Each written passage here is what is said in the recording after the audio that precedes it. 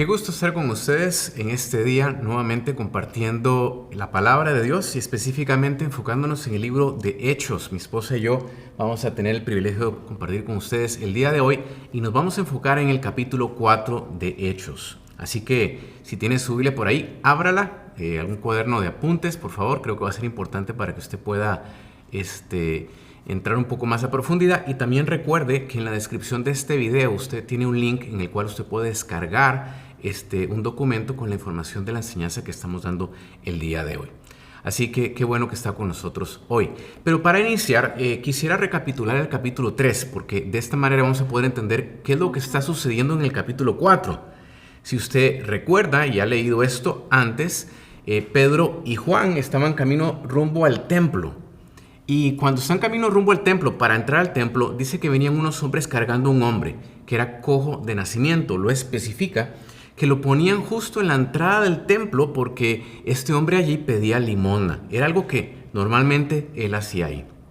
Entonces, Pedro y Juan, justo en el momento donde están entrando, le pide limosna a este hombre y Pedro le dice, míranos. El hombre obviamente se quedó viéndolo esperando de recibir algo de ellos, pero lo que Pedro le dijo fueron unas palabras muy poderosas. Le dijo, no tengo plata ni oro, pero lo que tengo te doy. En el nombre de Jesús de Nazaret, levántate y anda. Y entonces dice la escritura que Pedro y Juan lo ayudaron a ponerse de pie y este hombre recibió en ese mismo momento el milagro. Todos estaban asombrados y la verdad es que no era para tal, porque muchos de ellos probablemente conocieron este cojo. O sea, esto no era un de esos milagros prefabricados, ¿verdad? Inventados. No, todos conocían quién era el cojo. Es más, quizás algunos hasta le habían dado limosna. O sea, no podían negar que delante de sus ojos había sucedido un milagro. Y Pedro, como dice por ahí el dicho, ni lerdo ni perezoso, dijo, esta es la oportunidad para predicar. Y se puso a predicar. Tan tremendo fue la predicación que dice entonces al inicio del capítulo 4 de Hechos que 5,000 personas creyeron en Jesús. Fue tremendo. Pero también nos dice que conforme vino el milagro de Dios, también vino la oposición. Porque entonces dice que los sacerdotes del templo vinieron con el jefe de la guardia del templo y los saduceos y vinieron a arrestar a Pedro y a Juan. Y como ya era tarde, pues los metieron en la prisión. Porque al día siguiente los iban a interrogar y no iba a ser un interrogatorio muy bonito, por cierto. Y es ahí entonces donde iniciamos nuestro estudio el día de hoy. Si tiene su Biblia ahí en el capítulo 4, le voy a pedir que vamos específicamente a los versículos del 5 al 7 y le voy a pedir a Alexandra si me ayuda a leerlos. Al día siguiente, el concilio, integrado por todos los gobernantes, ancianos y maestros de la ley religiosa, se reunió en Jerusalén. El sumo sacerdote Anás estaba presente junto a Caifás, Juan, Alejandro y otros parientes del sumo sacerdote. Hicieron entrar a los discípulos y les preguntaron, ¿con qué poder o en nombre de quién han hecho esto? Tenemos que entender que esto fue una reunión oficial del Sanedrín. Muy interesante, Alexandre, que este fue el mismo concilio que hace unos cuantos meses atrás había condenado a Jesús a muerte. O sea, que los discípulos ahora se estaban enfrentando la misma oposición, la misma oposición que tuvo Jesús. Ahora, tenemos que entender un poco de qué se trataba el Sanedrín o este concilio. El concilio básicamente se encargaba de mantener la fe judía. Ellos se encargaban de examinar cualquier maestro nuevo que se levantara con cualquier enseñanza nueva que por ahí apareciera. Entonces, lo que ellos estaban haciendo era legal.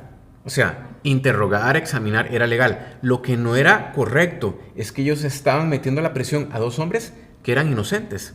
Ahora, otra cosa, la pregunta también era legal. ¿En nombre de quién están haciendo esto? Sobre todo cuando ellos vieron qué hombres eran. Hombres no eran cultos, pues probablemente los escucharon hablar y dijeron, pues bueno, es gente común y corriente. Entonces, ¿en nombre de quién? O sea, vamos a ponerlo en otras palabras, vamos a parafrasearlo. ¿Quién está respaldando lo que ustedes están haciendo? Porque lo que sucedió aquí fue un gran milagro. Esa era la pregunta, el meollo del asunto al cual ellos querían llegar. Y entonces ahí entramos ahora al verso 8, Alexandra. El verso 8 dice así. Entonces Pedro, lleno del Espíritu Santo, les dijo, gobernantes y ancianos de nuestro pueblo, ¿nos interrogaron hoy por haber hecho una buena obra a un lisiado? ¿Quieren saber cómo fue sanado? Déjenme decirles claramente, tanto a ustedes como a todo el pueblo de Israel, que fue sanado por el poderoso nombre de Jesucristo de Nazaret, el hombre a quien ustedes crucificaron, pero a quien Dios levantó de los muertos. Esto era algo tremendo porque, como dices, el Sanedrín pensaba que ya se había deshecho de Jesús. Claro. Muerto ya no nos va a causar problemas, pero para sorpresa de ellos ahora estaba siendo otra vez motivo de polémica en medio del pueblo, el nombre de Jesús. Ujú. Pero hay algo muy curioso aquí y es la manera en que Pedro responde ante la oposición que está enfrentando aquí. Ujú. Él se levanta y defiende el nombre de Jesús. Y lo hace de una manera respetuosa, una manera mansa. Él se dirige a ellos de esa manera. Y yo creo que es muy importante para nosotros considerar eso. Yo me acuerdo una vez que estaba en la universidad y era un curso de estudios generales de biología y la profesora empezó a hablar en contra de las iglesias, en contra de la sanidad, que eso no existía, que eso era un invento. Y yo me empecé a sentir tan mal y tan contristada porque no solo era la profesora, sino que varios alumnos empezaron también a hablar mal en contra de las iglesias cristianas y que eso era una farsa. Y yo decía, Señor, yo no me puedo quedar callada. Claro, imagínese uno mucho más joven que ahora estoy, ¿verdad? Levantarse en medio de una clase donde todo el mundo está en contra y levantarse y decir... No, un momentito, están equivocados. Y yo realmente, no en mis fuerzas, pero era tan fuerte lo que yo sentía de que no me podía quedar callada porque yo sabía el poder que hay en el nombre de Jesús, porque yo sabía lo que el Señor había hecho en la vida de mi familia, que yo me tuve que levantar y decir, señores, están equivocados. Esto fue lo que Dios hizo en mi vida, en la vida de mi papá, de mi familia, y esto es verdad. Jesús es real, Él está vivo y Él sana. Y yo me identifico mucho con Pedro por esto, porque Pedro de una forma respetuosa se levanta y defiende el nombre de Jesucristo.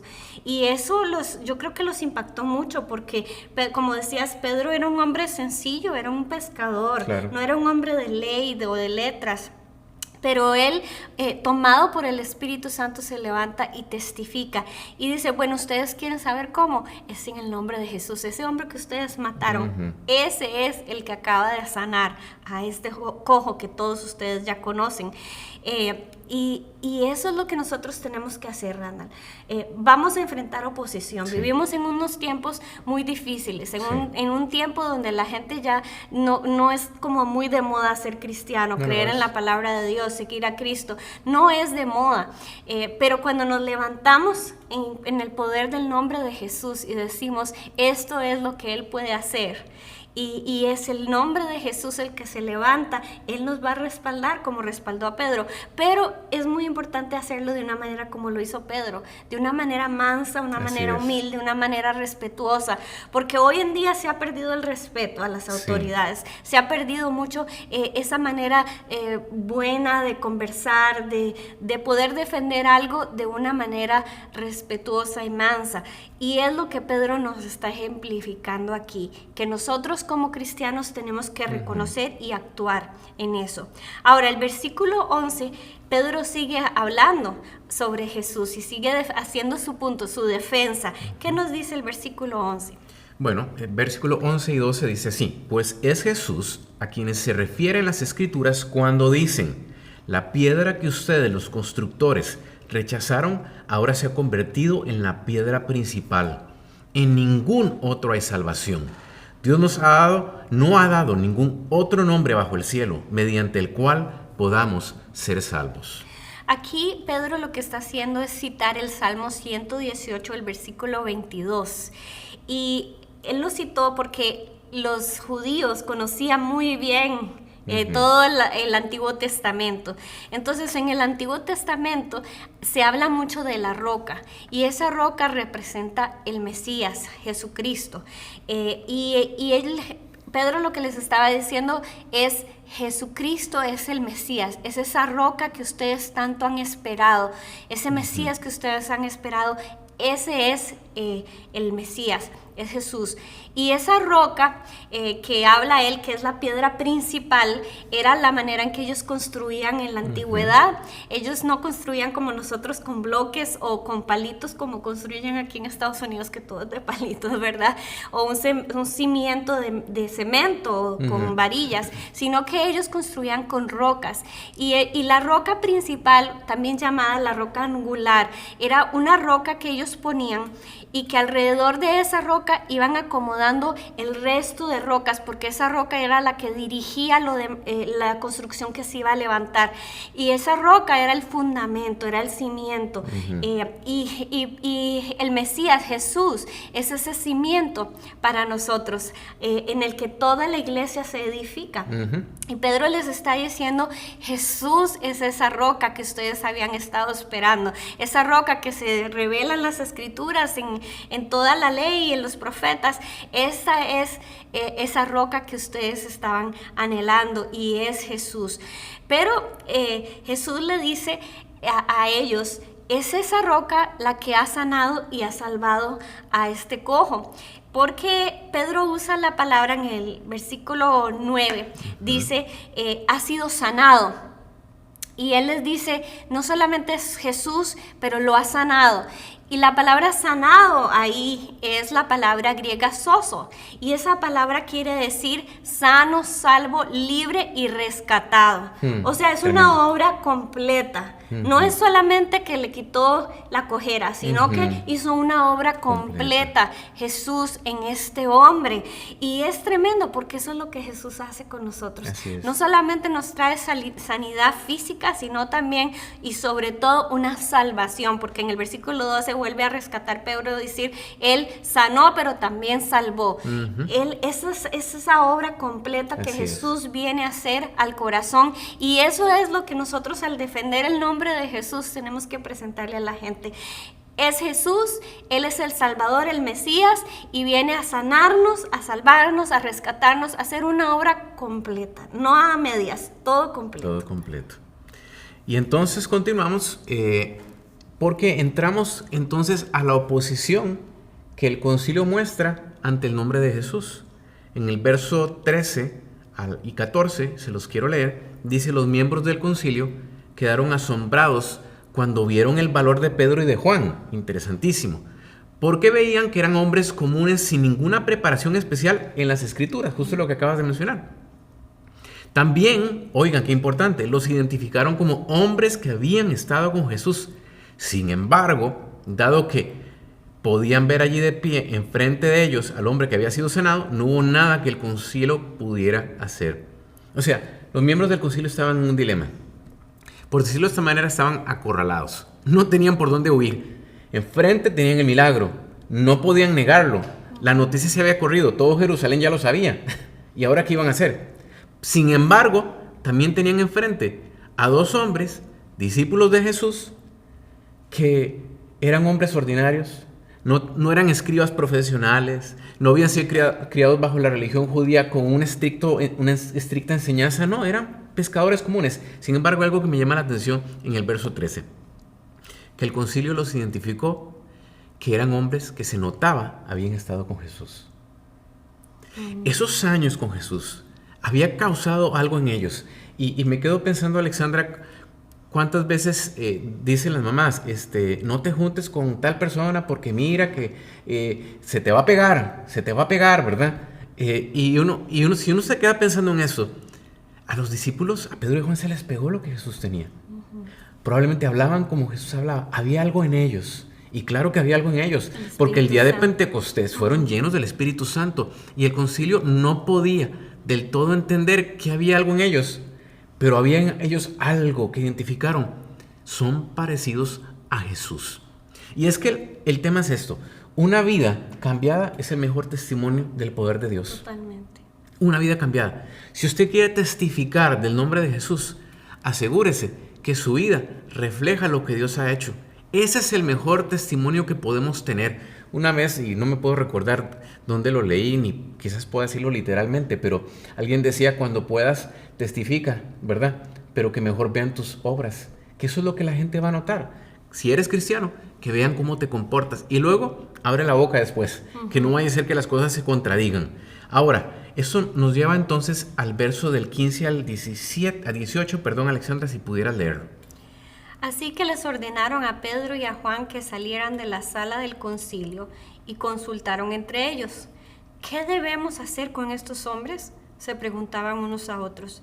No podemos negar que han hecho una señal milagrosa y todos en Jerusalén ya lo saben. Así que para evitar que sigan divulgando su propaganda aún más, tenemos que advertirles que no vuelvan a hablar con nadie en el nombre de Jesús. Entonces llamaron nuevamente a los apóstoles y les ordenaron que nunca más hablaran ni enseñaran en el nombre de Jesús. En el fondo aquí, el concilio no estaba buscando la verdad. Lo que andaba buscando Alexandra era evadir la verdad. O sea, en otras palabras, se estaban oponiendo al nombre de Jesús. Y yo creo que usted ni nosotros nos tenemos que sorprender si eso sucede el día de hoy. La oposición siempre ha estado y siempre va a estar cuando usted quiere hablar del nombre de Jesús. Pero cuando haya oposición, no se desanime, ni se sorprenda. Al contrario, manténgase orando. ¿Está usted orando por algún familiar creyendo que va a ser salvo y ha recibido oposición? Siga orando, siga creyendo. ¿Está usted orando por un vecino, por alguna amistad o por el mundo entero que se encuentra con tanto pecado? Y yo escucho mucha gente decir, Alexandra, qué barbaridad, el mundo está tan lleno de pecado. Pero el Espíritu Santo siempre me recuerda una palabra, que donde abunda el pecado, sobreabunda la gracia. Y la gracia a la cual se refiere ese versículo es la gracia salvadora. En medio de un mundo de pecado, la gracia de Dios que quiere salvar una humanidad está ahí presente. Amén. Y nosotros tenemos que seguir orando y creyendo. Me recordaba la semana pasada que hablaba con mi mamá. Estaba recordando cómo cuando ella conoció a Jesús y su vida fue transformada, ella lo compartió con mi abuelita, con la mamá de ella. Y me acuerdo cómo mi abuelita en ese momento, por sus tradiciones y tanta cosa, ella se opuso al nombre de Jesús y no quería saber nada de Jesús. Pasaron muchos años, pero mi mamá no desistió ni se desanimó. Ella, ante la oposición, lo que hizo fue orar y perseverar en su oración. Me gustaría decirle que lo hizo por 1 año o 2 años, o al 5.º año Dios respondió. Pero déjeme decirle, pasaron 5 años, pasaron 10 años, pasaron 15 años, pasaron 20 años, hasta 30 años después, el Señor respondió. Después de 30 años, ella conoció a su Salvador, se enamoró del Señor. Hubo versículos, mi mamá me contaba, que se aprendió de memoria. Ya cuando ella, pues su memoria no le funcionaba, la palabra todavía la tenía presente. Interesantemente, porque ella conoció al Señor ya mayor. Y el día que ella se murió, mi mamá y otra de mis tías y todos nosotros tuvimos la gran seguridad que ella está con el Señor y algún día la vamos a ver. Pero es que ante la oposición, nuestra reacción tiene que ser, vamos a seguir creyendo. Ahora, aquí lo justo lo que acabas de leer, Alexandra, nos dice que el concilio no se quedó contento ahí. El concilio estaba enojado. Inclusive dice que los llamaron nuevamente y les ordenaron que nunca más hablaran ni enseñaran en el nombre de Jesús. O sea, los amenazaron. Los amenazaron. Les dijeron, ustedes se callan. Claro, quizás no les dijeron lo que les iban a hacer, pero ellos ya tenían el plan. Si habían condenado a muerte a Jesús, ¿qué podían esperar Pedro y Juan? Lo mismo. Pero vea qué interesante. Cuando el enemigo se levanta para tratar de callar la voz de aquel que está hablando la palabra de Dios, nada la va a callar. La prueba es que usted y yo, que estamos aquí presentes, somos testigos de que este mensaje nadie lo ha podido callar y seguimos nosotros propagando este mensaje. Y es interesante porque el concilio no quería que el mensaje se extendiera. Sin embargo, lo que leemos en Hechos capítulo 1, una reunión en el aposento alto con 120 hombres y mujeres, se agrandó a 3,000 el día de Pentecostés con 3,000 personas que creyeron. 5,000. Y aquí luego creyeron 5,000. Y si usted lee el capítulo 5, que más adelante vienen las siguientes enseñanzas, y el capítulo 6, dice que cada día se extendían más hombres y mujeres y conocían de Jesús. Era un efecto en cadena, porque déjeme decirle que el fuego se extiende y carbones encendidos encienden más carbones. Así que usted y yo, si estamos en fuego por el Señor, vamos a seguir predicando ese mensaje. Y dice la palabra que el evangelio es poder de Dios para salvación. Así que ante la oposición, no se detenga, siga orando, siga creyendo y siga predicando el mensaje. Bueno, y vamos a ver qué fue lo que los discípulos respondieron entonces ante las amenazas del concilio. En el versículo 19 al 22, vamos a leer, dice: pero Pedro y Juan respondieron: ¿acaso piensan que Dios quiere que los obedezcamos a ustedes en lugar de Él? Nosotros no podemos dejar de hablar acerca de todo lo que hemos visto y oído. Ellos eran testigos. Entonces el concilio los amenazó aún más, pero finalmente los dejaron ir porque no sabían cómo castigarlos sin desatar un disturbio, pues todos alababan a Dios por esa señal milagrosa, la sanidad de un hombre que había estado lisiado por más de 40 años. Era innegable el milagro que ellos acababan de presenciar. Todo el pueblo estaba asombrado viéndolo. Era innegable. Entonces el concilio no sabía ni cómo castigar a estos hombres o cuál era la justificación para castigarlos. No pudieron hacerlo. Entonces los tuvieron que dejar ir. Pero la respuesta de Juan y Pedro es bien interesante porque era evidente que ellos no iban a parar. Ellos habían visto y habían oído tantos milagros, aparte de la resurrección de Jesús, que era lo más tremendo que ellos habían visto y vivido. Entonces ellos dijeron: lo sentimos, pero lo correcto es que nosotros sigamos testificando de Jesús, no vamos a parar. Y yo creo que es muy importante definir aquí que esto no era como una insurrección, esto no era un desacato a la autoridad porque a ellos simplemente se les antojaba. Estamos viviendo tiempos en donde la gente dice: bueno, yo no me quiero poner esto, no me quiero quitar esto. Estamos viviendo tiempos en donde la gente dice: y si yo quiero ir a tal lugar, yo puedo ir y a mí nadie me tiene que decir, a mí el gobierno no me tiene que decir. Y este no es el caso de Pedro y Juan. Necesitamos entender muy bien que ellos no era porque estaban simplemente en contra de algo, por capricho o por preferencia personal. No había una rebeldía, pues. No había una rebelión por caprichosa, podemos decirle así, o por preferencia. Esta rechazo a obedecer la ley tenía que ver con obedecer lo que Jesús les había mandado hacer. Y esto lo podemos ver en la Biblia. En la Biblia hay varias menciones de desacato, por decirlo así, de autoridad. Por ejemplo, si leemos en Éxodo 1, donde las parteras que estaban haciendo nacer a los bebés israelitas, el faraón les había dicho: ustedes tienen que matar a esos bebés, no los dejen vivir, porque había la promesa de un libertador que iba a ser Moisés, pero ellas no lo hicieron. Entonces había un desacato ahí, pero ¿cuál era el fondo del desacato? No vamos a matar. Exactamente. Y no vamos a desagradar a Dios matando. En Daniel, el capítulo 1 y 6, también vemos a los jóvenes, a Daniel y sus amigos, no acatando las órdenes del rey.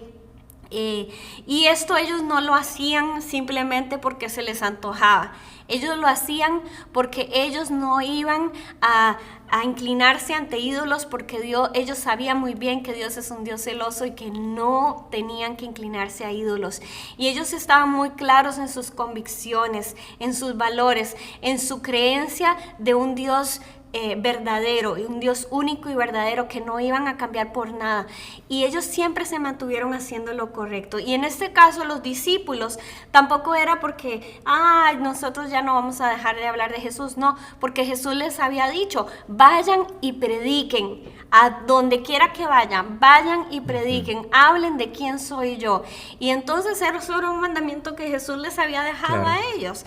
Cuando nosotros leemos un mandamiento, algo que tenemos que hacer, algo que tiene que ser un principio para nosotros en la vida, nosotros no lo podemos comprometer. Así es. Nosotros no podemos irnos por lo que es popular, porque muchas veces nos vamos a enfrentar a que lo que está en la palabra no es lo popular. Exactamente, vamos a ir contra cultura. Exactamente, y estamos viviendo tiempos donde a lo malo se le dice bueno y a lo bueno se le dice malo. Entonces nosotros tenemos que tener muy claros, de acuerdo a la palabra, qué es lo que Dios quiere, qué es lo que Dios pide de nosotros, qué es lo que Dios manda y seguirlo. Y hay un versículo muy, muy interesante que dice en Primera de Pedro 2, 19 y 20. ¿Quieres leerlo, Rana? Sí, lo leo. Pues Dios se complace en ustedes cuando hacen lo que saben que es correcto y sufren con paciencia cuando reciben un trato injusto.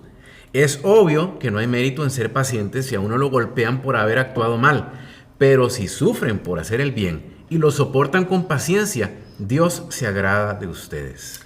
Dios se agrada de nosotros cuando nosotros vayamos a padecer por defenderlo, por defender lo que creemos, por decir, creo en esto y no voy a seguir lo que me piden los hombres porque es necesario agradar a Dios antes que a los hombres. Y es muy importante porque aquí dice, bueno, si ustedes tienen culpa de algo y los golpean, bueno, ¿verdad? Es cuestión de ustedes. Pero si es por hacer el bien, por hacer lo que Dios quiere que hagan, que ustedes padecen situaciones y lo soportan, Dios se agrada de ustedes. Y yo creo que los discípulos lo sabían muy claramente. Sí. Ellos estaban dispuestos a sufrir, ya su maestro había sufrido por la causa, así que para ellos más bien era un honor sufrir por eso. Y yo me pregunto, ¿cuántos de nosotros estamos dispuestos? Sí. A que nos señalen, a que nos vean como los raros, como los extraños, como los que no encajan en la cultura por la causa de Cristo? Pero si lo hacemos y somos pacientes y perseveramos en ello, dice, Dios se agrada de ustedes. Y yo te voy a decir hoy que si has soportado, si has caminado la milla extra y si te han avergonzado, si te han maltratado por la causa de Jesús, Dios se ha agradado de ti y Dios te va a respaldar, así como respaldó a Juan y a Pedro y ellos salieron libres y la gente estaba alabando a Dios, así Dios va a ser contigo hoy en día también. Así es. Y bueno, también tenemos otro tipo de reacción que fue la reacción de la iglesia. Claro. Ante esta situación. Claro, porque cuando Pedro y Juan son sacados a libertad, obviamente bien amenazados fueron, ¿verdad? Ellos salieron y dice que la iglesia los estaba esperando. Y cuando ellos se juntan con la iglesia, la reacción de la iglesia es que ellos comienzan a invocar el nombre del Señor, el nombre sobre todo nombre. Y a partir del verso 24 les quiero leer, dice que cuando los creyentes oyeron la noticia, ¿cuál noticia? Pues bueno, que Pedro y Juan habían salido y que los habían amenazado. Dice, alzaron sus voces en oración a Dios. Y yo creo que hay aquí una lección que nosotros tenemos que aprender. Ante la oposición, la reacción siempre debe ser la oración. La oración en acuerdo, en unidad. Porque la división siempre va a estorbar la oración. Pero cuando hay unidad, esa oración tiene poder. La palabra dice, donde dos o más están reunidos en su nombre, ahí está Él. La unidad es importante. Luego, en el mismo verso 24, pero en la segunda sección del versículo, ellos invocan el nombre del Señor y reconocen quién es el Dios que ellos tienen. Y mire lo que dice. Oh Señor soberano, creador del cielo y de la tierra, del mar y de todo lo que hay en ellos. En primer lugar, se refieren a Dios como el Dios soberano. O sea, Él está en control de todas las cosas. Y por encima de los líderes religiosos. Exactamente, por encima de los líderes religiosos. Y luego dice, Señor del cielo, de la tierra y del mar. O sea, que si el Padre que ellos tienen controla la tierra, el mar y todo lo que hay, o sea, ¿por qué tienen que tener temor? El concilio se verá muy poderoso, podrán haberlos amenazado, pero sobre esa amenaza está Dios que los cuida y los guarda. Así que Dios estaba en control de esta situación. Y luego ellos hacen algo que es sumamente importante. No lo quiero leer para no tomar mucho tiempo, pero del verso 25 y 26, ellos oran basados en la palabra de Dios y utilizan específicamente aquí el Salmo 2 para orar. Me llama mucho la atención. Y es que cuando estamos ante la oposición tenemos que orar, pero no tenemos que orar cualquier cosa. Tenemos que orar la palabra de Dios. Porque si queremos asegurarnos que esa sea una oración que Dios responda, tenemos que orar de acuerdo a su voluntad. Y para orar de acuerdo a la voluntad de Dios, tenemos que orar la palabra de Dios. Y luego el verso 29 es muy poderoso, porque aquí aprendemos otra lección. La iglesia ora y dice esto: y ahora, oh Señor, escucha sus amenazas y danos a nosotros, tus siervos, mucho valor al predicar tu palabra. Alexandra, ellos no oraron para que las circunstancias cambiaran. Ellos oraron para que en medio de las circunstancias Dios les diera valor para predicar el evangelio. Y tampoco oraron en contra del consejo de los judíos. No, tampoco. Que les vaya mal, que sean ciegos, o que no nos vean, o que se mueran.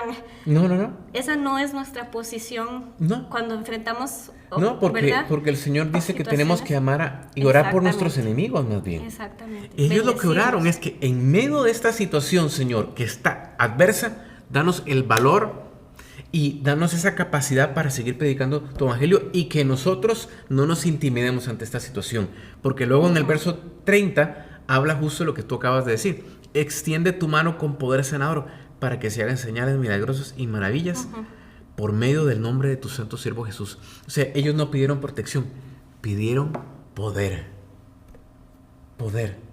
Lo que acabas de decir, no pidieron que un rayo del cielo cayera y los que exterminaran y que los metieran a la cárcel, ¿verdad? No.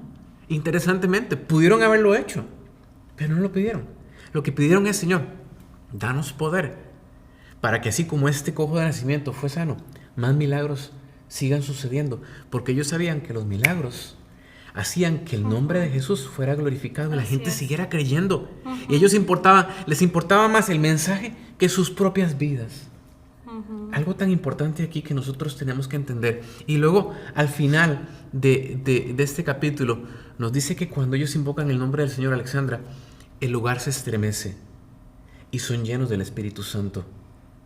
Y tenemos que entender algo, que nosotros somos bautizados por el Espíritu Santo cuando aceptamos a Jesús como nuestro Señor y Salvador, pero debe haber varias llenuras del Espíritu Santo si es que vamos a ser testigos eficaces para poder predicar el Evangelio de Jesús.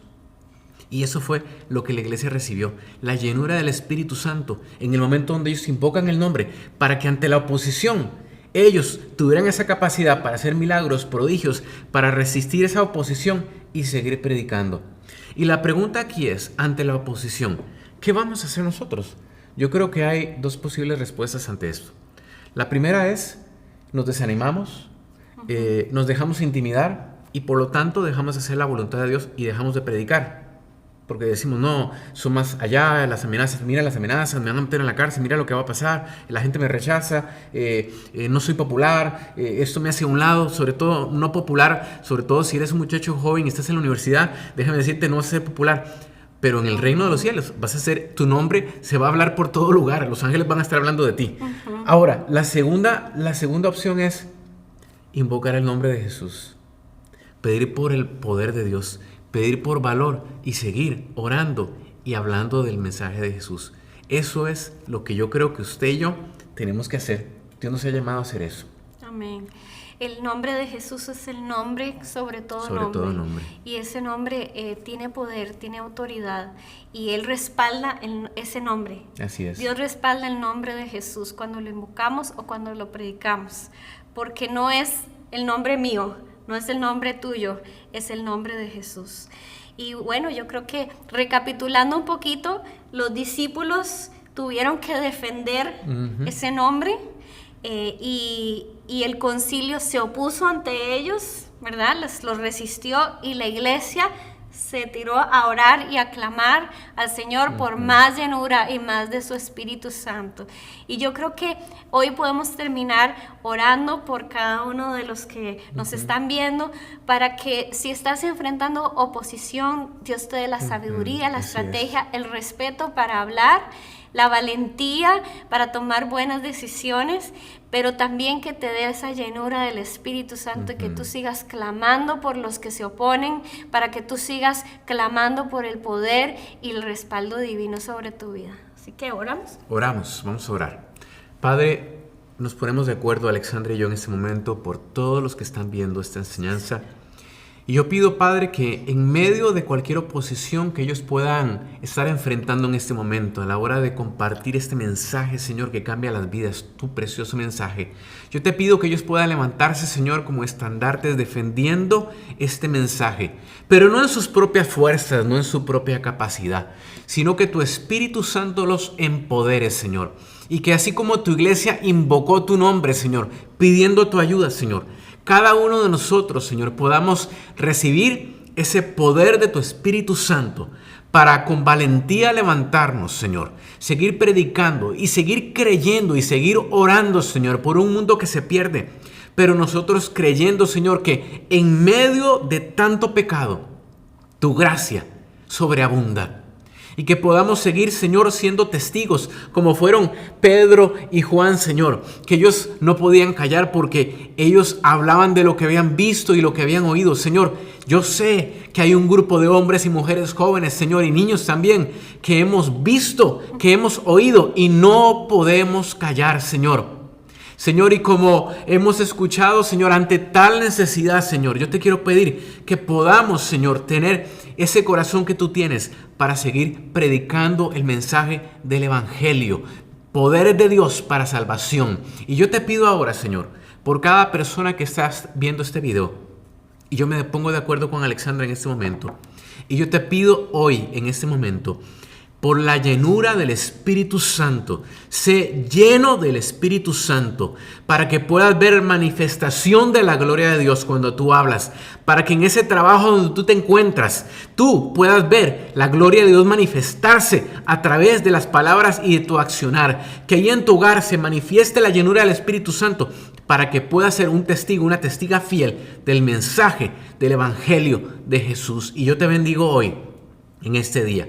Te bendigo en el nombre del Padre, te bendigo en el nombre del Hijo y del precioso Espíritu Santo de Dios. Amén y amén. Dios nos bendiga y la próxima semana continuamos con este estudio del libro de los Hechos y comenzamos el capítulo 5.